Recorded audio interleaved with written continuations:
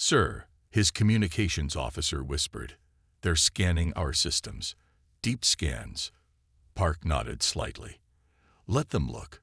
Maintain defensive protocols." The hegemony ships had positioned themselves in a classic encirclement pattern. Earth sat at the center of their formation like a blue jewel, seemingly vulnerable. The moon colony had gone dark, following protocol, making it appear abandoned rather than the fortress it truly was. "Admiral Park." Commander Kim's voice returned, smoother now, but no less condescending. "Perhaps I wasn't clear. This isn't a negotiation. The hegemony has claimed this system. We offer protection in exchange for resources and obedience. Those who resist are removed." On the main screen, Kim appeared fully for the first time. His humanoid features were almost familiar enough to be unsettling. 4 limbs, bilateral symmetry, eyes that blinked, but his skin had a metallic sheen and ridges ran along his skull where hair would grow on a human. His uniform was elaborate, covered with symbols of rank and achievement. "Commander Kim," Park responded evenly, "Earth understands your position. However, we have survived many challenges to reach this point in our development. We choose our own path forward." Kim's eyes narrowed. "You misunderstand your position. Your technology is primitive. Your weapons could not harm even our smallest scout ships. Our scans show you've barely established a presence beyond your moon." Behind Park, his second-in-command silently activated the shadow protocols. Throughout the solar system, hidden installations went into stealth mode, disappearing from even the most advanced hegemony scans. The tremendous work of generations, concealed in an instant. "Earth has no desire for conflict," Park said, allowing a slight tremor in his voice, a calculated show of fear. "But we will not surrender our sovereignty." Kim's mouth twisted into what might have been a smile on his alien face. "Sovereignty? You speak as if you are equals. The hegemony has ruled this sector for 10,000 years. We've broken empires that spanned hundreds of worlds."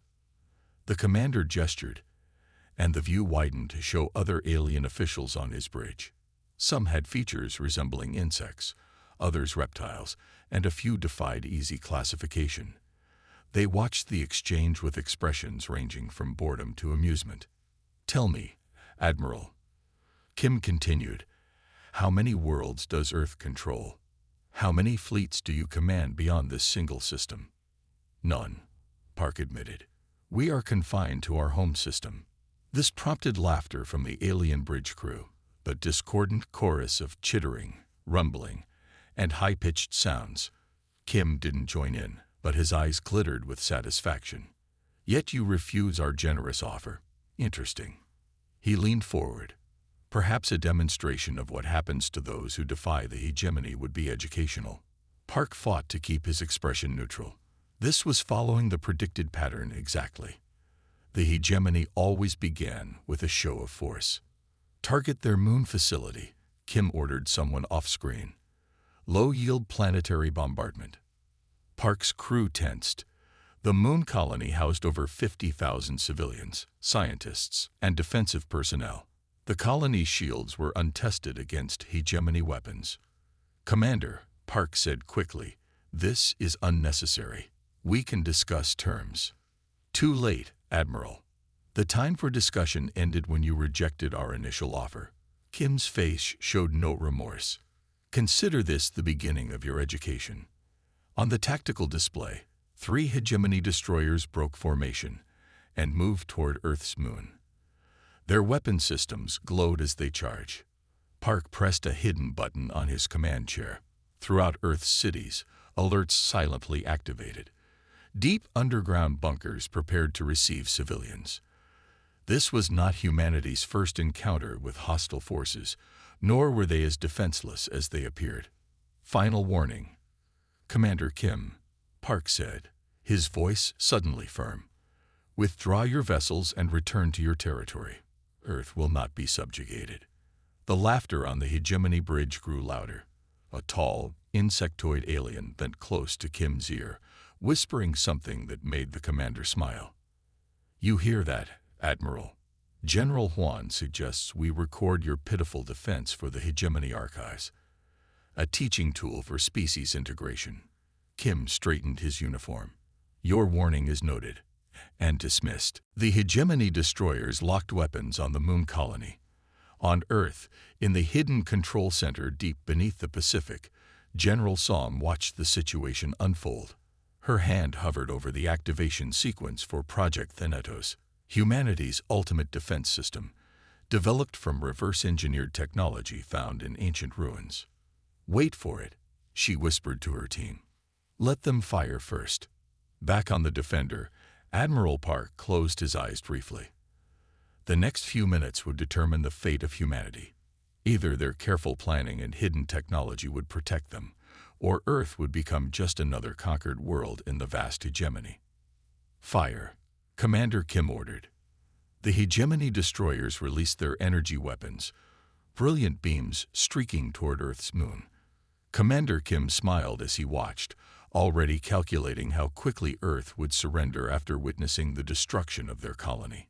He didn't notice the subtle change in the space around his fleet, the almost imperceptible shimmer as Project Thanatos activated. General Lee stood motionless before the massive display screen in the underground command center. 2 kilometers beneath Seoul's busy streets, this facility remained humanity's best-kept secret. On the screen, ancient symbols scrolled past, a language not seen on Earth for 12,000 years. Translation complete, announced the AI system.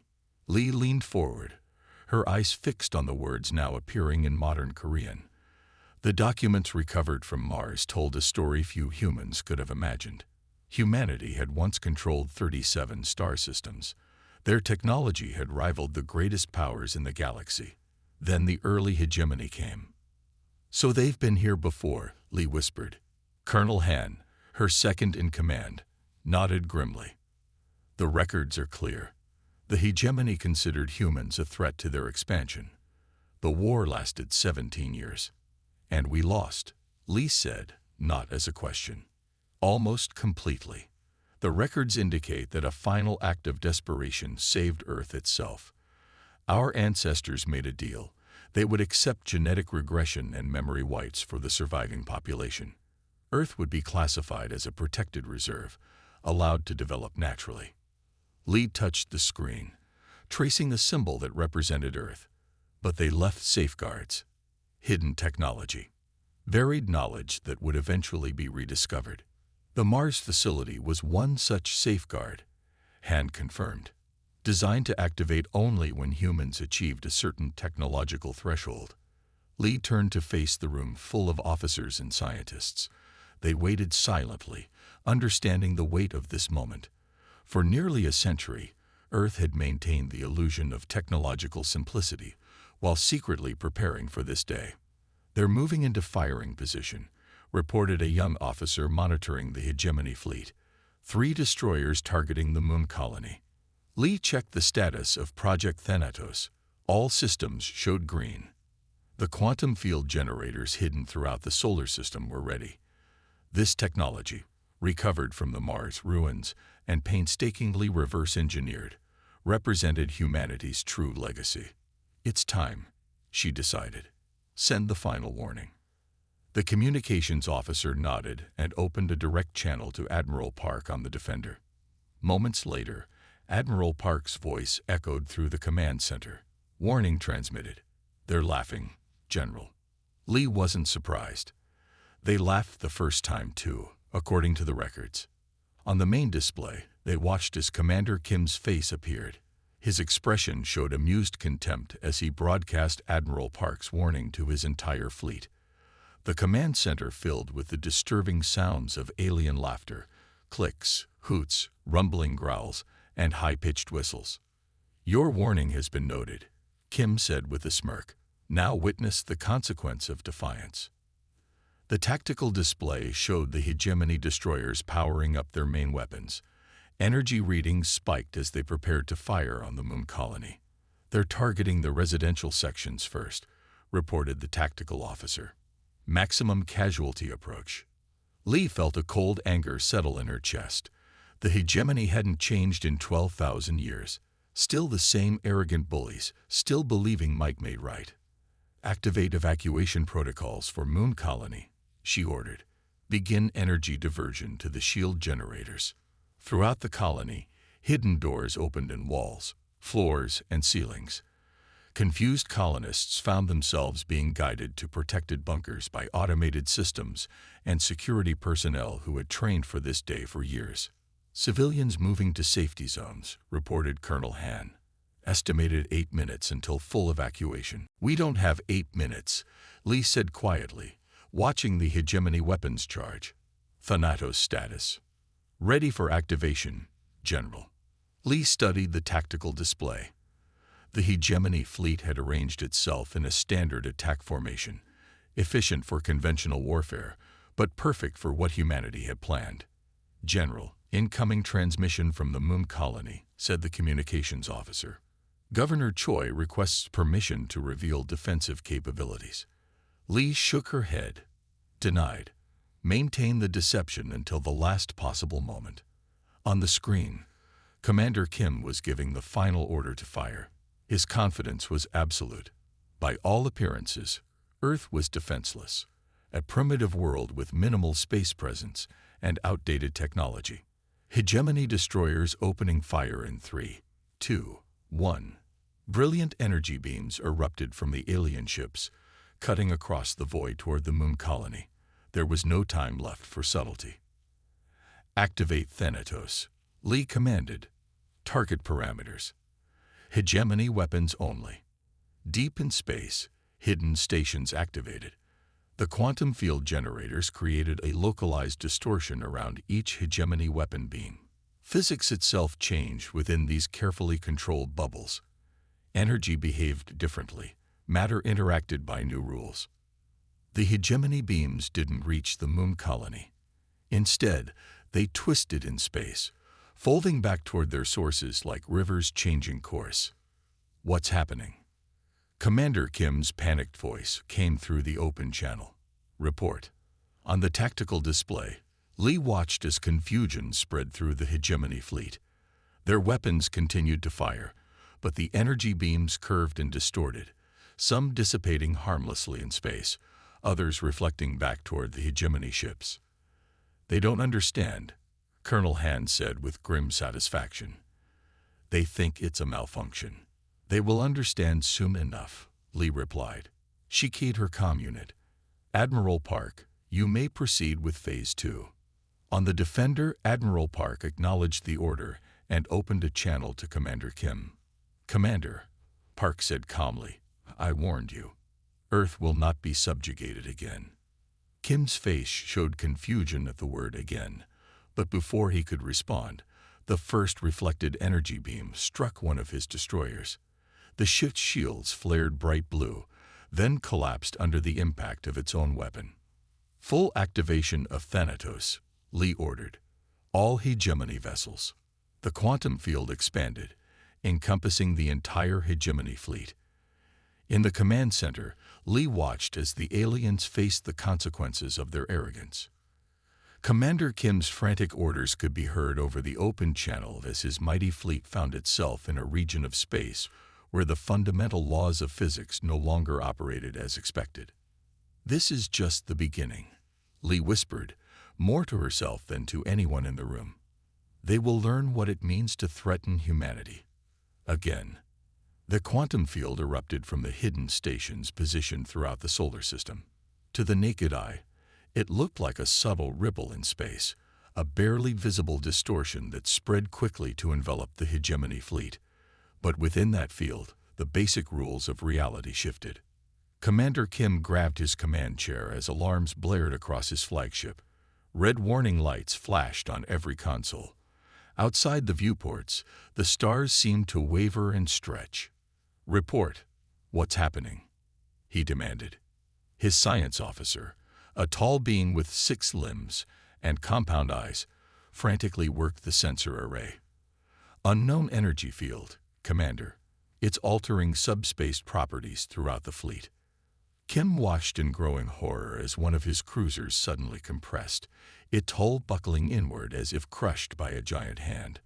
The ship's structural integrity fields, designed to maintain the vessel's shape against normal space distortions, were failing catastrophically. "Defensive measures. Full power to shields," he ordered. But it was already too late for most of his fleet. A destroyer split open like a cracked egg, spilling crew and atmosphere into the void. 3 scout ships tumbled end over end, their engines firing randomly as control systems failed.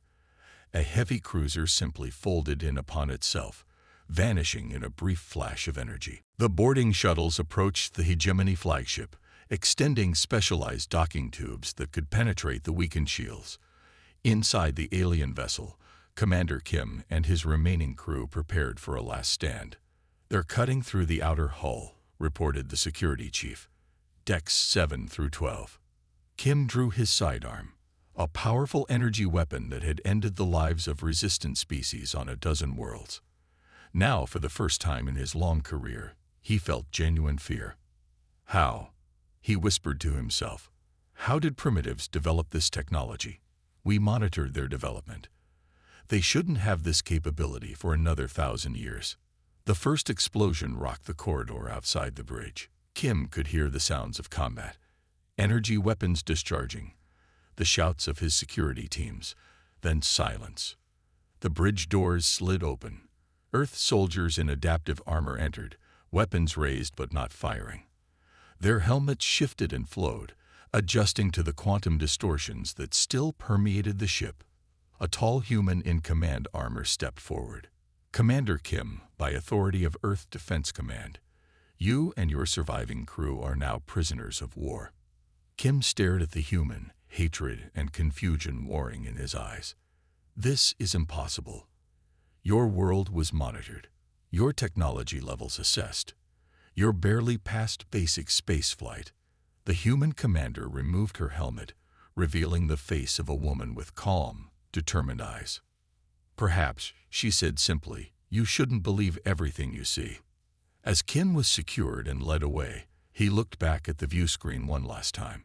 The debris field that had once been his fleet drifted silently against the backdrop of Earth, a blue world that had just revealed itself to be far more dangerous than anyone in the hegemony had imagined. Commander Kim was no longer the proud leader of a mighty fleet. His uniform, once pristine with badges of honor, now hung loosely on his frame after 3 days in Earth custody.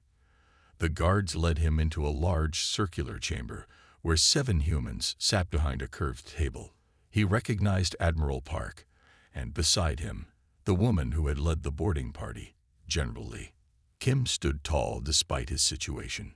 He had been trained since youth to represent the hegemony with dignity, even in defeat, though defeat had never seemed possible until now. "Commander Kim of the Galactic Hegemony," announced a voice. "You stand before the Earth Defense Council." The central figure, an older man with gray hair, studied Kim with calm eyes. "I am Director Sung of Earth United. Do you understand why you are here?" Kim fixed his gaze on the human. "I understand that my fleet has been destroyed by means unknown to us. I understand that I am being held against established galactic protocols for military commanders." His voice remained steady, but inside, confusion and anger churned. 300 ships, gone in moments. Thousands of hegemony citizens, dead. And these humans, these supposed primitives, had caused it all. "You don't understand," Kim said suddenly. "You're just humans, primitive, weak. The hegemony has ruled this sector for 10,000 years. When our main fleet learns what happened here, your world will be reduced to ash." A murmur ran through the council members, but not of fear, something closer to sad recognition. General Lee stood, her movements deliberate. "Commander Kim, we would like to show you something before this proceeds further." She stepped to the center of the room and activated a control on her wrist. A holographic display sprang to life, vast and detailed. Star systems appeared, hundreds of them, with connecting lines showing trade routes and territorial boundaries. "Do you recognize this map?" Lee asked. Kim studied it with professional interest. "Of course. This is the current hegemony territory in this sector. Though your information is slightly outdated, we've expanded to include the Proxima systems recently. Lee nodded. Now watch. The map shifted, colors changing. Many worlds that had been marked as hegemony turned to a different color, a deep blue. Trade routes realigned. Boundaries shifted. This, Lee said quietly, is the territory of the human cooperative. 12,000 years ago. Kim laughed, the sound harsh in the quiet chamber. Ridiculous. Humans have never controlled territory beyond this system. Our historical records are quite clear. Your historical records, Admiral Park said, speaking for the first time, were edited. Lee gestured again, and the display changed to show a strand of DNA rotating slowly, human DNA as it exists today. Another strand appeared beside it, and human DNA from remains found in the Mars facility, dated to 12,000 years ago. The strands were similar but with clear differences. Key sections were highlighted, showing where changes had been made. Genetic regression, Lee explained, deliberately induced to limit our development, to make us forget. Kim's confidence wavered. This was impossible. Yet something about the evidence triggered uncomfortable questions. There had always been rumors in the hegemony about adjustment periods in their history, times when records were unclear or contradictory. We are survivors, General Lee continued, the scattered remnants of a civilization your ancestors tried to exterminate. The holographic display shifted again, showing images that made Kim's breath catch. Ancient ruins on worlds now controlled by the hegemony. Artifacts with symbols matching those used by Earth's current civilization. And most disturbing, records from a hegemony memory vault hidden deep in their central archives, documenting the human pacification war. Where did you get these? Kim demanded. These are restricted archives, highest level security. We've had agents within the hegemony for generations. Director Sung said simply, humans who appear identical to various member species. Waiting, watching, preparing. Kim felt the ground shifting beneath him.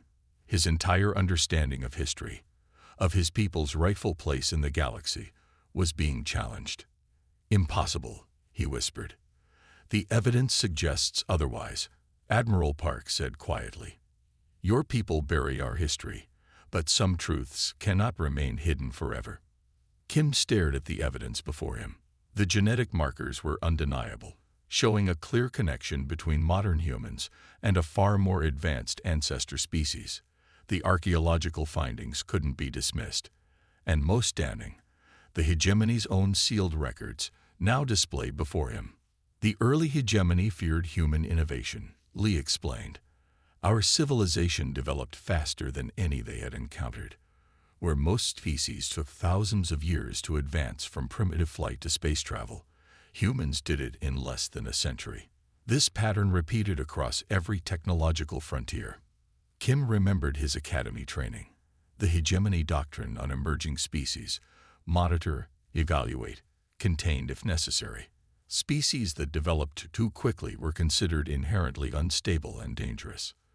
The war lasted 17 years, Lee continued. In the end, facing extinction, our ancestors made a terrible choice. They agreed to genetic modification and memory wipes for the surviving population. Earth would be preserved as a nature reserve, our history erased. But they left safeguards, Admiral Park added. Hidden technology, buried knowledge, a path back to the stars when the time was right. Kim looked around the chamber with new eyes. The technology here, subtle but clearly advanced. The confidence of these humans, not the bravado of primitives lucky enough to find a powerful weapon, but the quiet certainty of a people reclaiming their heritage. What happens now? Kim asked finally. Director Sung leaned forward. That depends partly on you, Commander. The hegemony will soon discover that their fleet has been destroyed. They will send others. They will send everything, Kim corrected. The full might of the hegemony.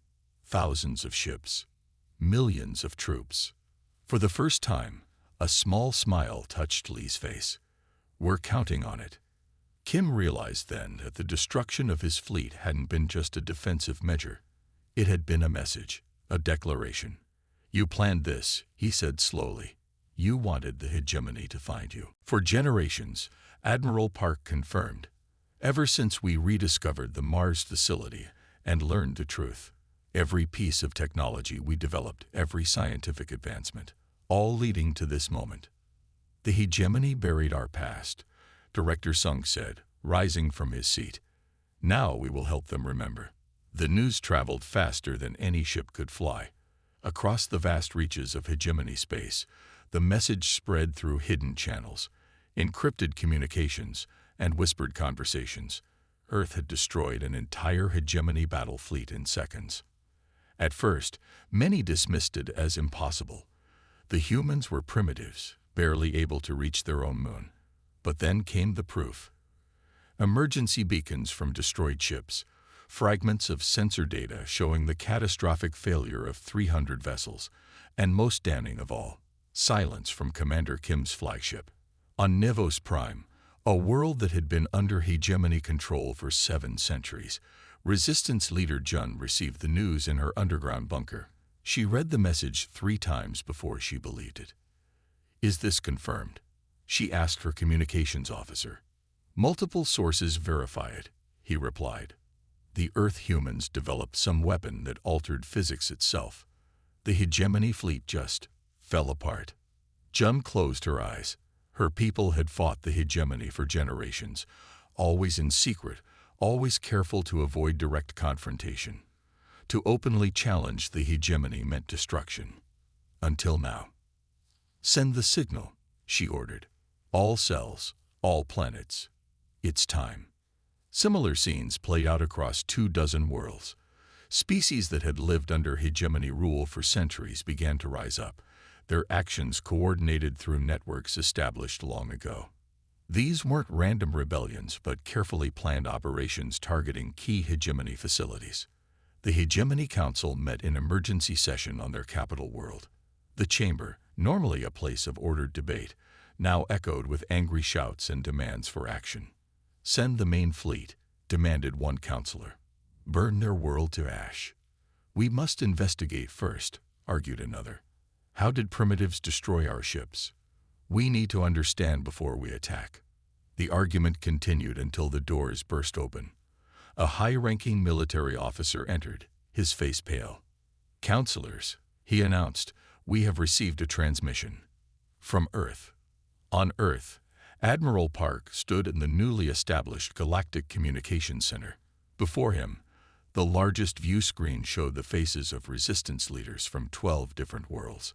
Some appeared alien and strange, others nearly human, but all shared the same expression: cautious hope. "We have waited generations for this moment," Park told them. The hegemony believed they erased humanity's stellar legacy. They were wrong. He activated the holographic display, showing the Thanatos technology. Not all details, but enough for the resistance leaders to understand its potential. "We offer this knowledge freely," Park continued. "Not for vengeance, but for justice. We were victims once. We won't become oppressors now." One of the alien leaders, a being with luminescent skin and multiple eyes, spoke hesitantly. "The hegemony will not surrender easily. They will gather their forces." "We are counting on it," General Lee said, entering the chamber. "Their response will be the final test of our resolve. And theirs." Meanwhile, across hegemony space, military commanders rushed to assemble a massive counterattack force. 5,000 ships, drawn from every sector, formed the largest armada in hegemony history. Their mission: erase Earth and any world that supported its rebellion. The hegemony supreme commander, an ancient being who had overseen countless planetary subjugations, addressed his fleet captains. "This human rebellion ends now," he declared. "No mercy, no prisoners. When we finish, Earth will be a cautionary tale for any who dare defy us." What the commander didn't know was that his entire communication was being monitored by Earth intelligence. In her office, General Lee listened to the threat with calm determination.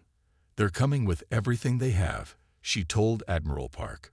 5,000 ships from all sectors. Park nodded. Good. That means the resistance forces on their worlds will face minimal opposition. And us. Can Thanatos handle a force that size? Thanatos was just the beginning, Park replied. It's time to show them what we've really recovered from our past. 3 weeks later, the Hegemony Armada arrived at the edge of Earth's solar system. Their ships darkened space itself, a wall of destructive power unlike anything gathered before. The Supreme Commander opened a channel to Earth. Surrender now, and some of your people may be spared. Resist, and your world burns. From his command ship, Admiral Park responded with unexpected calm. We will not surrender today or any day, but we offer you one chance to retreat and recognize the independence of all worlds under your control. The Hegemony Commander laughed. Your primitive weapon may have caught Commander Kim by surprise, but we are prepared now. Our ships have been modified. Your trick won't work twice. You misunderstand, Park said simply. Thanatos was merely our first demonstration. Before the Hegemony fleet could advance, a series of massive energy signatures appeared throughout the solar system, not just around Earth, but near every planet, moon, and even in the asteroid belt. Structures that had been hidden for decades, some for centuries, revealed themselves. The Hegemony sensors struggled to categorize these installations. They weren't weapons in any conventional sense. They were something far more fundamental. What you are seeing, Park explained, is our true legacy. Not just weapons, but a complete reconfiguration of space itself. The technology that our ancestors developed before your hegemony tried to erase us. The installations activated simultaneously. There was no dramatic energy beam, no massive explosion. Instead, a wave of subtle distortion spread outward, enveloping the entire hegemony fleet. Unlike Thanatos, which had altered physics in destructive ways, this technology worked with surgical precision. It separated the hegemony ships from their power systems, weapons, and even artificial gravity, all without harming the crews inside. 5,000 ships, the pride of the hegemony, hung powerless in space. This is impossible, the Supreme Commander whispered. No, Park replied. This is justice. In the weeks that followed, a new reality emerged across the galaxy. The hegemony, stripped of its military might, faced rebellions on dozens of worlds. Earth coordinated these uprisings, providing technology and support, but never troops or direct intervention. Each world must choose its own path, became Earth's guiding principle. 6 months after the defeat of the hegemony fleet, representatives from 37 liberated worlds gathered on Earth. They came to form a new coalition. Not an empire, not a hegemony, but a voluntary association of equals. Admiral Park watched from his office window as the delegates arrived. Earth's cities gleamed in the sunlight, their architecture blending recovered ancient designs with modern innovations. We've reclaimed our place, General Lee said, standing beside him. Not as conquerors, Park replied, but as guardians against those who would oppress others. Together they looked toward the future, a galaxy where strength was measured not just in military might, but in the courage to stand against tyranny.